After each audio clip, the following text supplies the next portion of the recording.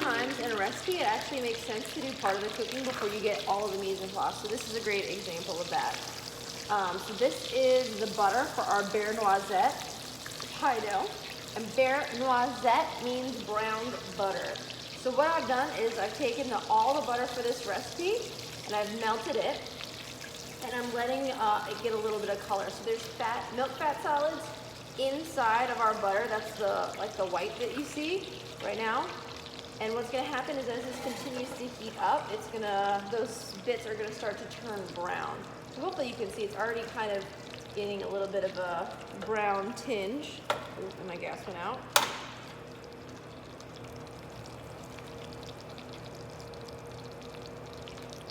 And as those milk solids brown, we're gonna get this really awesome, nutty, buttery, almost toffee kind of flavor.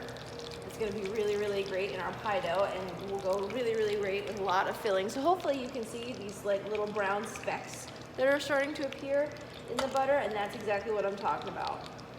Whenever I brown butter, I make sure to do it in kind of a light colored pan. If I was doing this in like a non-stick pan that is kind of black on the bottom, it's very difficult to see what color your butter is.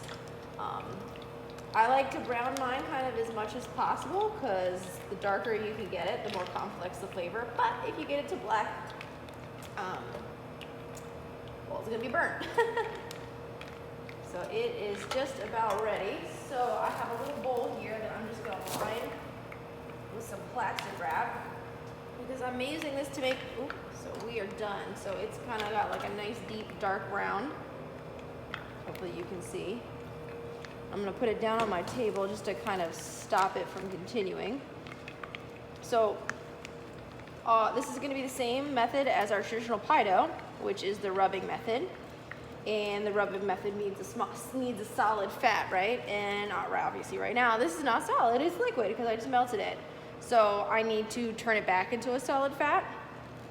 So I'm just letting it cool a little bit so it doesn't melt through my plastic wrap. So I'm gonna pour the melted butter into the bowl lined with plastic wrap, put it in the fridge, or probably to speed it up, I'm actually gonna put it in the freezer. And that's just gonna turn it back into a solid and nice and cold solid. So then I can go ahead and make my pie dough from that. But that's why it kind of makes sense to do this part before we do the rest of our mise en place. So I don't have the rest of my ingredients mise en place for this yet. And that actually makes sense because I'm not gonna be able to make the rest of my recipe for a while. So I maybe have 20-30 minutes where this is chilling up. So in that 20-30 minutes, I could be getting the mise en place for the rest of my recipe, or I could be even working on another recipe in the meantime. So sometimes we have to make those decisions as we go. So I'm just gonna pour this in, get it in the fridge or freezer, let it cool, and then we can make our pie dough. Make sure you scrape out all of those brown bits, because that is the flavor we just worked for. And this is just an extra step that you could do to your pie dough just to give it a little bit extra flavor. So hopefully you can see how dark that's gotten. That's exactly what we're looking for. There's tons of flavor in there. So I'm gonna let this chill, and then once it's completely rock hard, we can make our pie dough. So we have our Buerre Noisette here, which is nice and hard. Just using this plastic wrap just means it's gonna be easier to get it out of the bowl. If I can just pour it in the bowl, it's really difficult to get out. And you can actually see the brown butter solids have sunk to the bottom. Oh my God, they smell so good. So again, this is a pretty simple step to brown your butter. It does take a little bit more time, but it also gives you like a really interesting product that not a lot of people are selling. And it's good to be different. So I'm just gonna cube this up real quick so I can start my rubbing method. And you could do this with a knife, but then you would have to go and get a cutting board. Bench scraper's not sharp enough to cut your surface, so it's really nice. So I have my solid fat cubed and very cold. This just came out of the freezer.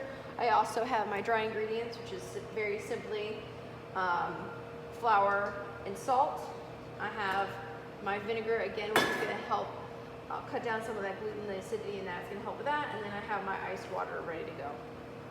So I'm gonna do this one with my hands today. So I'm just gonna go straight in to mix my dry together.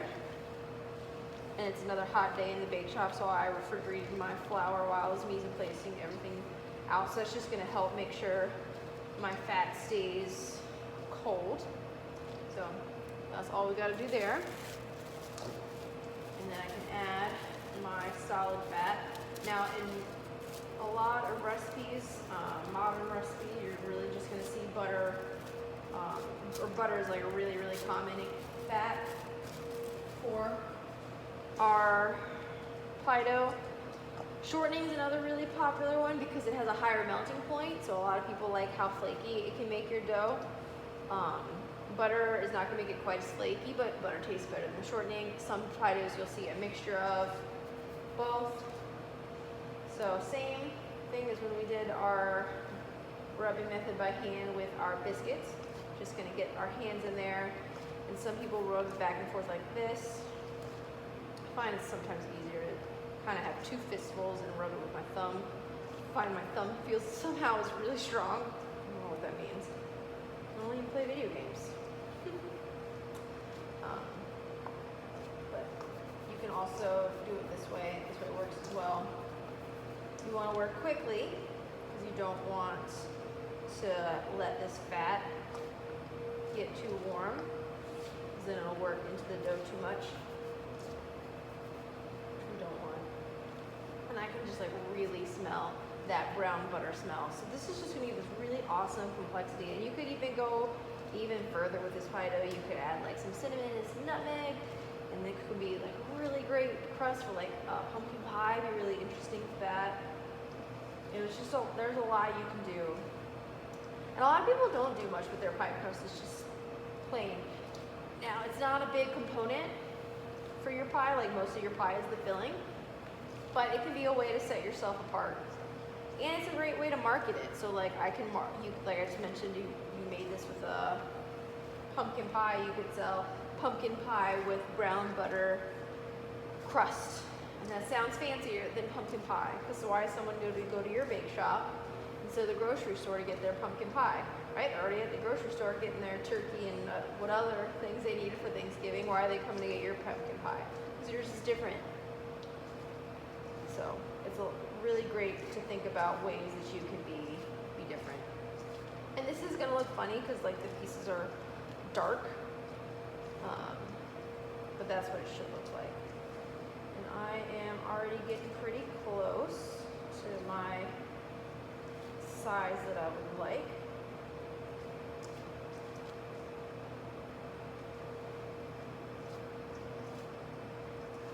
And hopefully you can see too that the flour has gotten more hydrated just because it's starting to absorb some of the butter, but then there's still some chunks of butter, and that's exactly what we want. Awesome. So next it's time to add all of our liquid. So I'm going to start with the vinegar because I want to make sure I add all of the vinegar. And then I'm going to measure out 2.5 ounces of my ice water. But again, I'm not going to use all of it at first. That's 2.5 ounces, and I'm going to use about 2 ounces.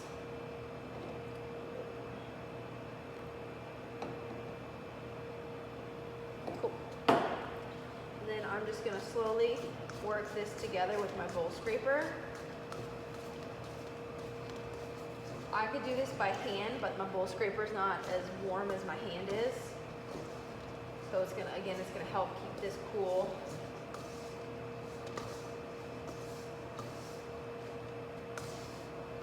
And because my butter was from the freezer, I might end up having to add even a little bit more water because it didn't quite incorporate as much. So remember, we check it while we squeeze it and we see, so this is already pretty crumbly, so I'm definitely gonna add all of the water that I have left, and I might still add a little bit more.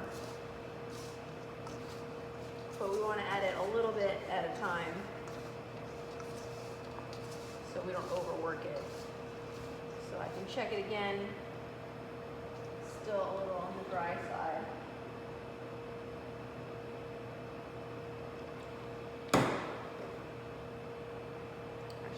a decent amount more because that's still pretty dry. Because I also don't want to mix this forever either.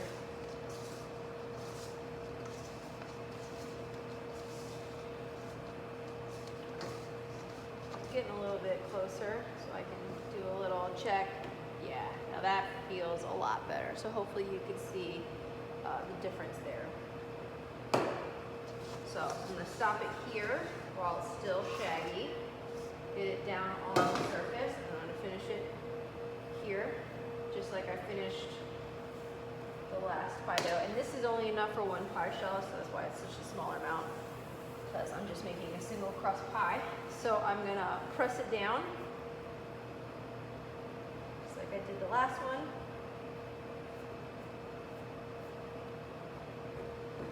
And already it's starting to form much closer to pie crust. And then I'm going to fold it over. Again, by folding it, I'm going to get more of those layers. Press it out again. I might add a little bit more water. It's still a little on the dry side. But at a certain point, you kind of have to just make a call. This will be fine. I'm going to fold it over again.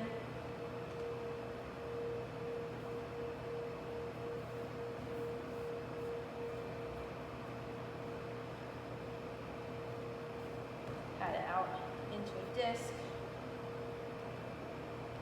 Just like that.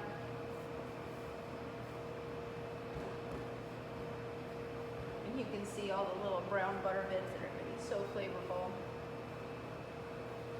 And make your pie sound fancy. And if a little bit of the dry pieces fall off, don't fret, don't worry, it's okay. Just leave them behind. I know I'm not usually the one that says throw stuff away, but sometimes you just have to. Move this over, get some plastic wrap out, and lift this up. Get it all wrapped up nice and tight. This is gonna rest for at least an hour. And I'm actually gonna do mine overnight, so it has plenty of time to relax, and then tomorrow I can make my pie. So it's time to make the filling for our brown butter maple chess pie. And just with our pie crust, which is actually part of our mise en place, it makes sense to do before we do all of our mise en place, and that's to brown our butter again. So just like we did with our pie crust yesterday, I'm gonna brown this butter. And just like we needed yesterday, I'm gonna need it to cool before I can combine it with the rest of my ingredients. So that's why I'm doing it now, before you see any other mise en place on my station. So again, I've just melted my butter down, and I'm waiting for that butter to start to turn brown. This time I don't need it to get to solid again. I actually still need it to be melted for my filling. So I don't have a plastic lined bowl, because again, it'll be liquid, so I can pour it out. It won't be stuck like when it was solid. So hopefully you can see it's already starting to, the solids are starting to turn brown. So whenever I can, I'm kind of scraping them up. And it can be a little difficult. Your butter can get foamy, so I just kind of like to stir it around a little bit. I'm already starting to get that really strong, nutty flavor. Again, this is going to give a lot of complexity to our final pie, which is going to be delicious. All right, so we are already there, all done. So I'm going to pour it into this bowl. And again, I could just leave it in this pot to cool, but it would take a lot longer, and you risk the butter solids continuing to cook too long, and then they get burnt, because they will still cook a little bit longer. So that's it, that's all done. This is gonna cool, and while I set this off to the side to cool, I can go ahead and get working on my pie crust. All right, so it's time to roll out our Buerre Noisette pie dough. So I'm gonna go ahead and unwrap it. I had this sitting out for just a couple minutes before I got started, so it's not rock hard again, but I do definitely still want it to be cold. And then I'm gonna get a little bit of flour, and again, the flick of the wrist gives us that nice even spread, so we don't have to have too much versus the sprinkling. A little fun baker's toss, and then I'll do a little bit on top as well. And then I can just start gently rolling. And again, if it starts to crack, just like last time, I just smooge it back together. It's the technical term, smooge. And just like before, I do want to make sure I'm rotating it. Maybe I'll get a little more flour on top as I go as well. But continuing to rotate it means I'm going to keep it round, and I'm going to know immediately when it starts to stick. It might seem a little like tedious to keep stopping, putting your rolling pin down, turning it, but that little step will really, really save you in the end. Again, if it cracks a little bit, smooch it together, not at all a problem. You can really see all of those brown butter specks in this dough.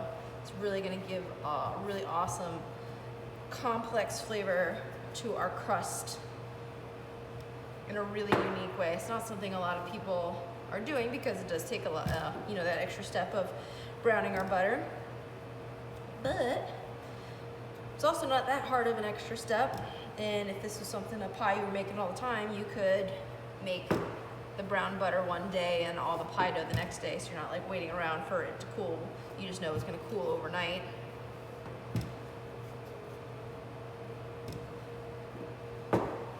Sometimes we do that, and pie dough actually freezes incredibly well. So if you made giant batches, that would be awesome as well. You just put it in the freezer, pull out what you need to thaw the night before, and you're ready to go the next day. You can freeze it like I had it in that ball before I started rolling it out, or you could freeze it in the pan already shaped, just like you kind of get at the grocery store. You can freeze it that way, as long as you have a really good way to wrap it or keep it covered in the freezer so it doesn't get freezer burnt. So I'm going to check and see if this is big enough. Turn it upside down actually, and I want it to be a little bit ½ inch to an inch past. So I'm almost there on this side, a little bit more that way. So very close.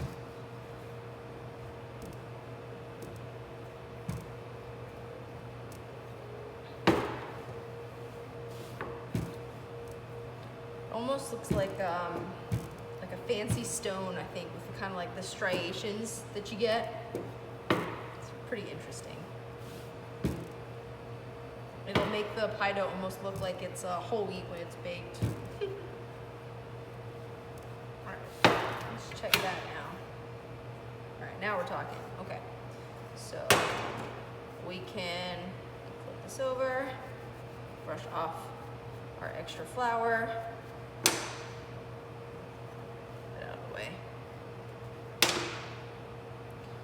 This over, get off our extra flour. Works a little bit better with my pastry brush than my hand, doesn't it?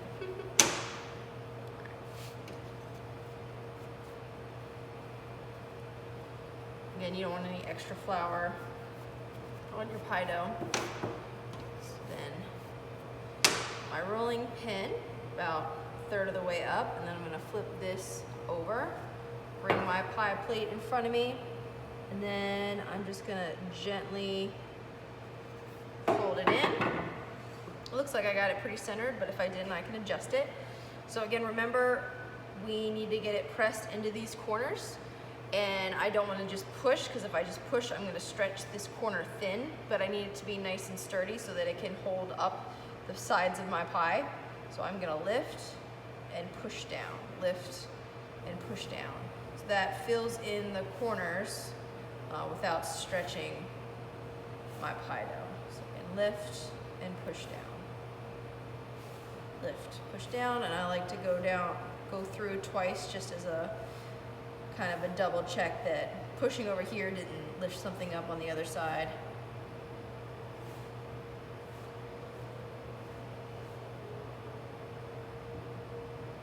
Great. Perfect. So now it's time to get my edges all pretty. So I'm gonna go again with my nice clean scissors, not like my craft scissors that have been cutting construction paper or anything. And I'm gonna cut just past the lip of my pie plate. You always wanna pick a pie plate that has some sort of lip, because otherwise your crimp or your design won't have anything to rest on. I don't even know why they make pie plates without a good lip, but they do. And it's really frustrating. It's like, why would they set us up for failure? Sometimes you have to pay really close attention when you're buying equipment. Not all equipment is designed equal. So right here, I didn't quite have enough. I guess I didn't center it as well as I thought I had. That's okay. So I'm just gonna do some repair work. So I'm gonna take one of the pieces that I trimmed off over here, and I'm just gonna add it on. And clean up the edge. And nobody will ever know, except for you guys. You're not gonna tell on me, are you?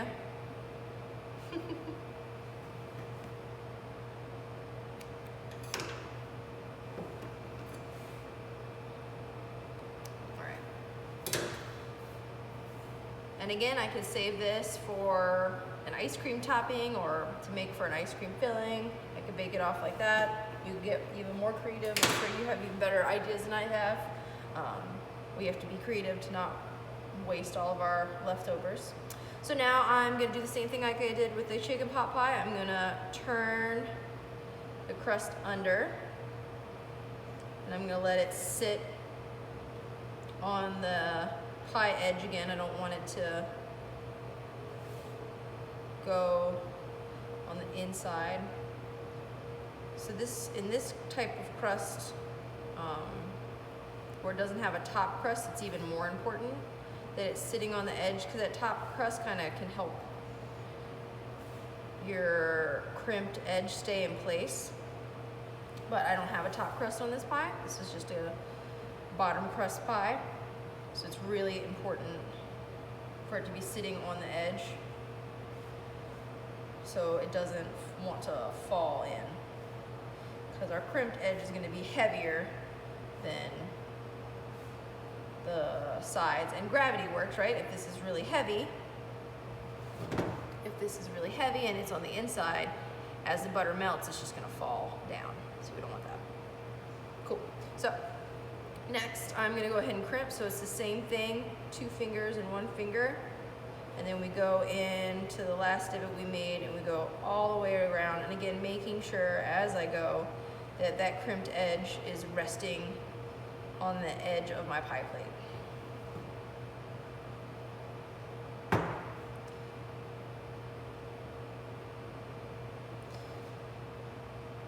And even though this, wasn't recently cooked or anything, I can really smell that brown butter just from rolling out. So it's gonna give some really awesome flavor to our pie that's gonna be delicious. And remember, you always wanna exaggerate the crimping, because as it bakes, it's gonna kind of relax a little bit. So I always exaggerate. I get to the end, and I just put it into the crimp that I had to start with. So this is all nice and shaped. I double check, make sure my crimped edge is completely resting on the side of my pie plate, on the top edge of my pie plate. And I am gonna put this in the freezer for about 15 to 20 minutes. Again, to relax that gluten, I just reactivated it, even though it had a chance to rest overnight from making it. Now I've reactivated it by rolling it out and crimping it. So I need it to relax again. Also, my butter has warmed up, so I need that to chill again, because if it's warm and I put it in the oven, it's gonna melt too fast and we won't get those layers that we want. So this is gonna go into the freezer for 15 to 20 minutes. Meanwhile, I can start to mise en place my filling, and then we're gonna blind bake this. So as soon as this is chilled, I'll show you how to blind bake a pie shell.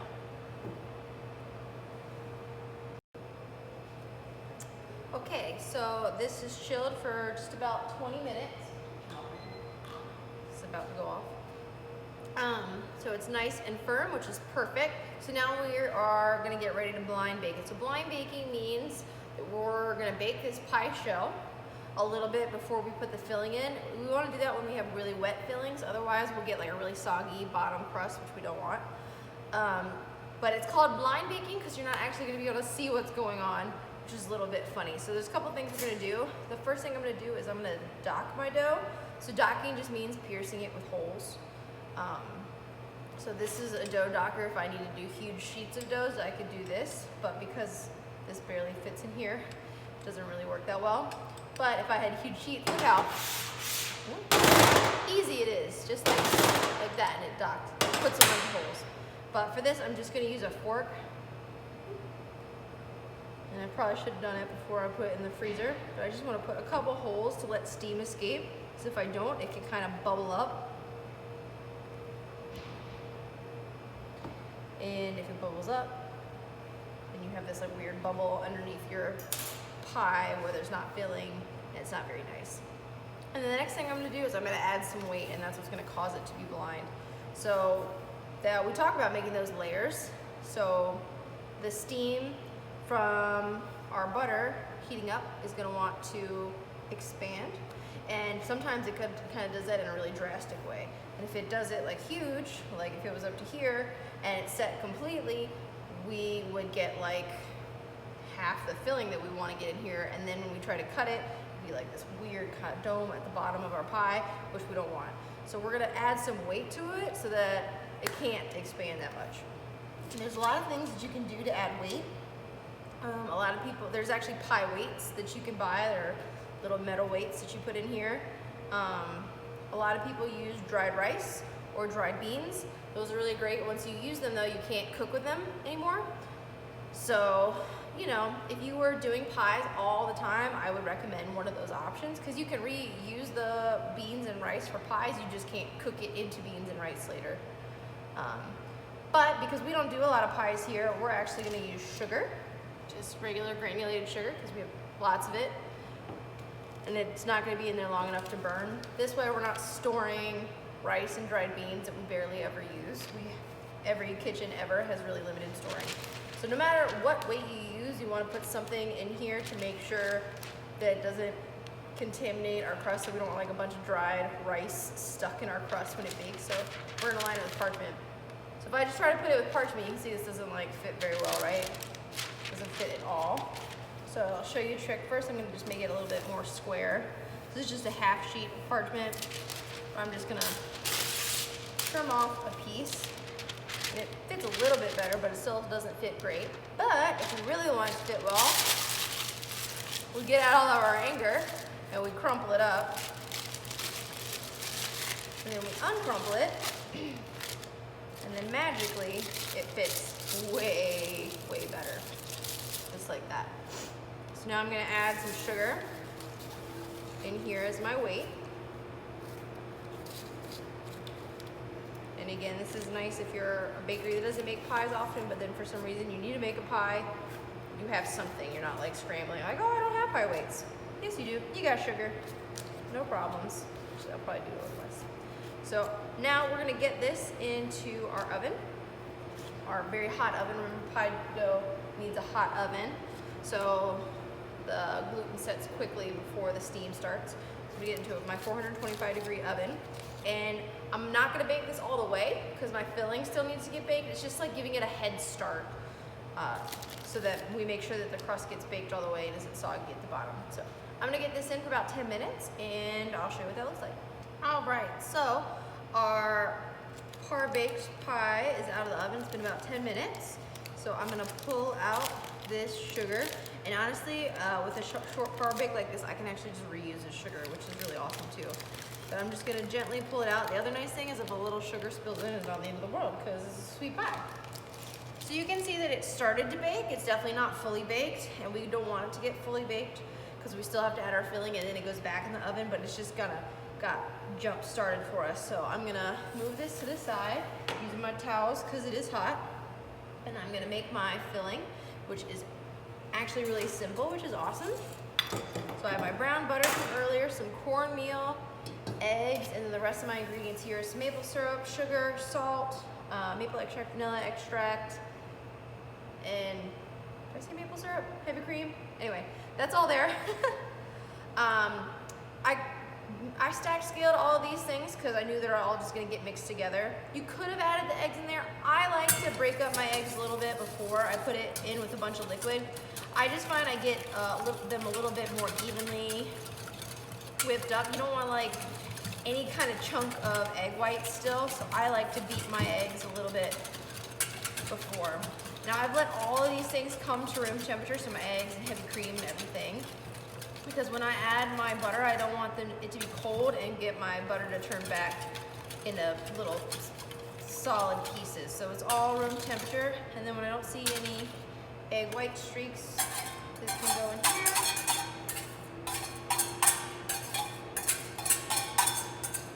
All that. And it's been sitting a little while, so my white sugar just kind of picked up some of the moisture from the maple syrup, and that is just fine.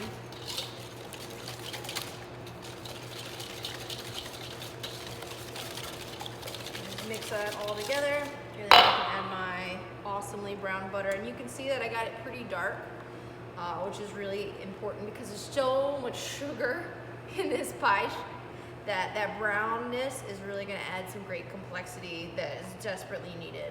So I got it basically as brown as I could get it without letting it burn, because you start to get into where it actually gets a little bit starting to get bitter, not like burnt bitter, but just more complex bitter, again, to help balance that kind of intense sweetness. So I'm just going to mix that until that's all nice and combined.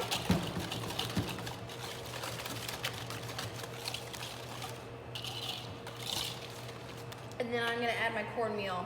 So what's going to thicken this pie is two things: the eggs and the cornmeal. And the cornmeal is a really important part of what it makes a chess pie a chess pie. So I just got it all mixed together.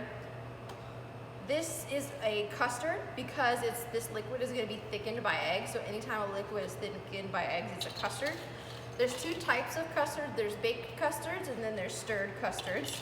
And this sounds confusing because I'm stirring this custard, but this is actually a baked custard because this is going to go into the oven and get baked, and it's that style of heat that's gonna set this custard. That's what's gonna cook the eggs enough to let it set up.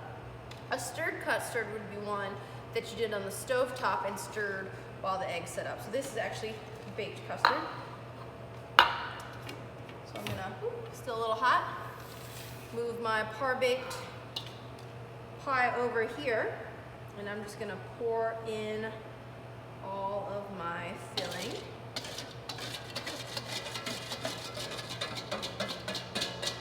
But that corn flour, the cornmeal, is what makes a chess pie a chess pie. So it's not a chess pie if it doesn't have cornmeal in it. And again, that's just going to help with the thickening. But even though it has corn flour or cornmeal, it does not still means that it is a custard pie. And you can have tons of flavors. I grew up, both my grandmothers made chess pies, and they both made lemon and chocolate chess, and I love them so much. But this is just kind of a unique spin on it. Again, doing something a little bit different makes you different, makes people want to come to your bake shop. So this is just same concept. If you're making a chocolate chess pie or lemon chess pie, same exact concept, but just a little bit different. So sometimes, like if this is going to be like really nitpicky, but sometimes I'm really nitpicky. So you see how when I stirred it, I got some air bubbles that kind of settled on top. I can pop those with my blowtorch.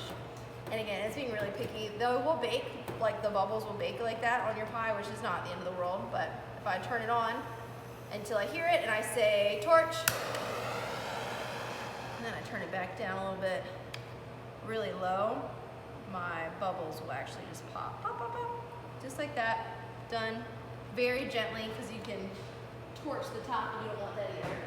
But anyway, it just makes it a little bit cleaner on top. I realize that seems very extra, and it's not super necessary, but that's just who I am. So this is gonna go back into the oven, and the heat in that oven is gonna slowly set those eggs, not in a scrambled way, but just in a coagulated way, so that it's gonna make it nice and firm. So we're gonna get this in the oven until it's just set in the center, and I'll show you what that looks like. And now I'm gonna walk like a princess so it doesn't spill anywhere. Okay, so it's time to check on our brown butter chess pie, brown butter maple chess pie. So most people tell you for a chess pie to go until it's starting to look set, but the center is a little jiggly. So if you see if I shake it, it jiggles a little bit. I think that that's a hard thing for beginner bakers to use. Let me scooch that back just a hair. Pull this back out. So I like to recommend checking the internal temperature. So I'm gonna go right into the center because the heat comes from the outside in. So always wanna check the center. And I'm gonna look for an internal temperature of 200 degrees to know that it is set. So I'll just wait a second and see if it gets up to 200 degrees. Looks like I'm gonna be right on the money. Perfect, so we're at 200 degrees. So this pie is all the way cooked. So I'm gonna take it out and I'm gonna let it cool at room temperature for a little while, about probably an hour or so, and then it's gonna need to chill in the refrigerator for about 2 hours till it be completely set, because you can see when it's hot, it's still not solid, so we definitely need that time for it to set up.